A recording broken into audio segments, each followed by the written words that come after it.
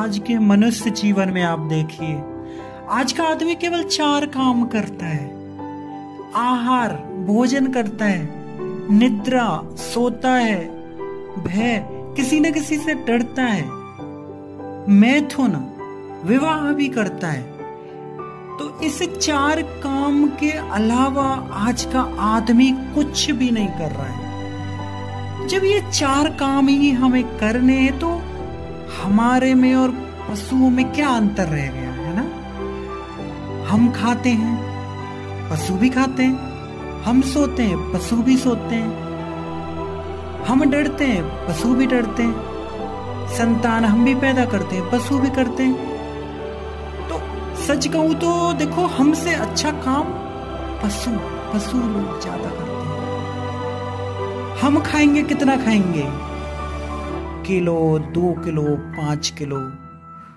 मान लो आपको भूख लगी है, गुलाब जामुन आपने खाने, 10-15 गुलाब जामुन आपने खा लिए, 20 खा लिए, 50 खा लिए, फिर क्या होगा? डॉक्टर के पास जाना पड़ेगा, है ना? थोड़ा सा ज्यादा खा लेते हैं, दवाई लेनी पड़ती है, डॉक्टर के पास जाना पड़ता है। लेकिन आपने कभी किसी सुअर को किसी हॉस्पिटल में जाके वो देखा?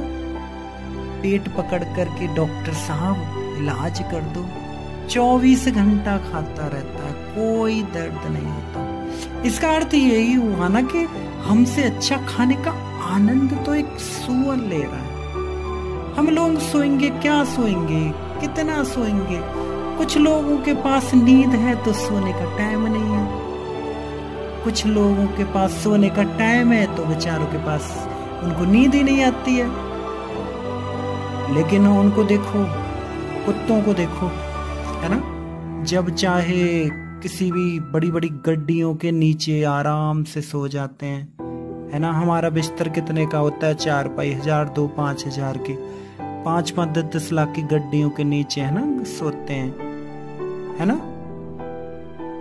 गड्डी चली गई, बेचारे फिर दूसरी गड्डी के नीचे वे आके सो जाते हैं। उनके बाप को क्या जा रहा है? तो हमसे अच्छा सोने का आनंद तो कुत्ता ले रहा है ना, खाने का आनंद सुअर ले रहा है। तो इस प्रकार ये हमारी गलत धारणा है कि हमें इन चीजों से सुख मिल रहा है। तो मनुष्य जीवन प्राप्त करके अगर आहार, निद्रा, भय, मैथुन अगर करना है हमको, तो मनुष्य में और पशु में फिर क्या अंतर है? कोई अंतर नहीं है। अरे एटलीस्ट कम से कम पशुओं से तो हमें ऊपर उठना चाहिए। वेद व्यास जी कहते हैं कि मनुष्य और पशु में कोई अंतर नहीं है, पर एक विशेष बात है जो मनुष्य और पशु में होती है कि व्यास जी कहते हैं, धर्मो ही एको अधिको विशेषा, धर्म विहीना पशु ही समाना।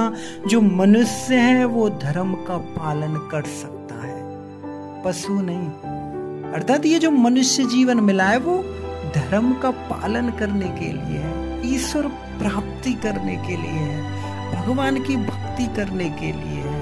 क्योंकि संसार के जितने भी धर्म हैं, इन धर्मों का फल आखिर में बंधुओं शून्य होता है। भगवान श्री कृष्ण यही कहते हैं, सर्वधर्मान परित्यज्य माम एकम शरणम व्रज अहम त्वाम सर्वपापेभ्यो मोक्षयिष्यामि मा शुचः। हे अर्जुन, संसार के जितने भी धर्म हैं, आप सारे धर्मों को त्याग कर मेरी शरण में आ जाओ, मेरी भक्ति करो, मुझे प्राप्त करो। जहां शाश्वत निगच्छन, जहां पे एकदम शांति आपको यही मिलेगी। तो मनुष्य का जो असली धर्म है वो यही है कि वो जितने भी संसार के जो धर्म हैं उन सबको छोड़ के भगवान की शरण में आए, निष्काम कर्म करके भगवान की भक्ति करे। तो नहीं तो फिर मनुष्य और जो जानवर हैं उनमें कोई अंतर नहीं रह जाएगा, क्योंकि दोनों ही फिर वही खाना पीना, सोना, बच्चे पैदा करना, यही काम करते रहते हैं। तो फिर कोई फर्क नहीं रहेगा।